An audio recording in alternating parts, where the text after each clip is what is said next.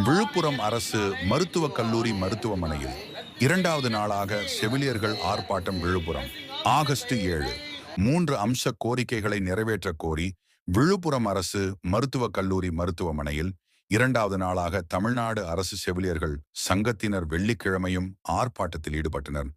மறுகட்டமைப்பு என்ற பெயரில் ஆள் குறைப்பு நடவடிக்கைக்கு வழிவகுக்கும் அரசாணை 204 உடனடியாக ரத்து செய்ய வேண்டும். தொகுப்பூதிய அடிப்படையில் பணியாற்றி வரும் செவிலியர்களை பணி நிரந்தரம் செய்ய வேண்டும் என்பன உள்ளிட்ட 3 அம்ச கோரிக்கைகளை வலியுறுத்தி கோரிக்கை அட்டை அணிந்து பணியாற்றிய செவிலியர்கள் வியாழக்கிழமை முதல் கோரிக்கைகளை வலியுறுத்தி ஆர்ப்பாட்டத்தை தொடங்கி நடத்தி வருகின்றனர். அதன்படி 2வது நாளான வெள்ளிக்கிழமையும் ஆர்ப்பாட்டம் நடைபெற்றது.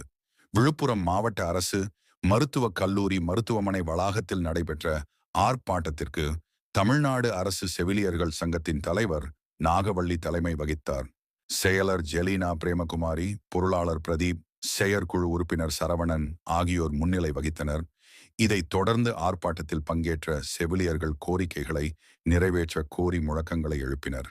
சனிக்கிழமையும் ஆர்ப்பாட்டம் நடைபெறவுள்ளது. இந்த அரசானது கொஞ்சம் கூட செவி சாய்க்காமல் சட்டமன்ற பேரவை நடந்திருக்கின்ற வேளையில் இதை பற்றி அவர்கள் கண்டுகொள்ளவில்லை என்றால் மிகப்பெரிய போராட்டம் அடுத்த வாரம் நாங்கள் சென்னை தலைமைச் செயலகத்தில் இருப்போம். இன்னொன்று விஷயம், முக்கியமான விஷயம் நாங்கள் பதிவு பண்ணியிருக்கோம்.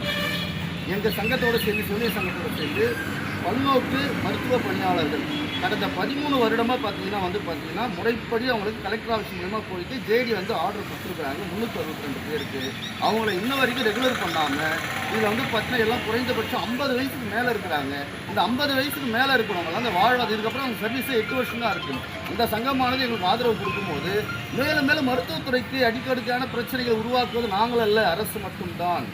எனவே அவர்களையும் சற்று தயவு செய்து கொஞ்சம் கண்காணித்து அவர்களை பணி நிரந்தரம் செய்வதற்கு இந்த சங்கமானது இந்த பேட்டி மூலமாக ஒரு கோரிக்கை நாங்கள் வைக்கின்றோம். ஏனென்று சொன்னால் நிறைய பேர் பார்த்தீங்கன்னா ஊனமுற்றோராக இருக்கிறாங்க. 53, 54 வயசுங்களெல்லாம் பாருங்கள், வயசானவங்க இவங்களாம் இதுக்கப்புறம் ரெகுலர் ஆகிட்டு பென்ஷன் கூட தகுதி இல்லாத மனிதர்களாக இருக்கிறாங்க. அதனால் ஒவ்வொரு சங்கமும் செவிலியர் சங்கத்துக்கு பார்த்தீங்கன்னா நல்ல ஒரு சிறப்பான ஒரு வரவேற்பும் சிறப்பான ஒரு சப்போர்ட் எங்களுக்கு கிடைச்சிட்டு. இது அரசானது உடனடியாக செவிசாய்த்து இந்த 3 அம்ச கோரிக்கையை நிறைவேற்றபடி பணியுடன் கேட்டுக்கொள்கின்றோம். நன்றி.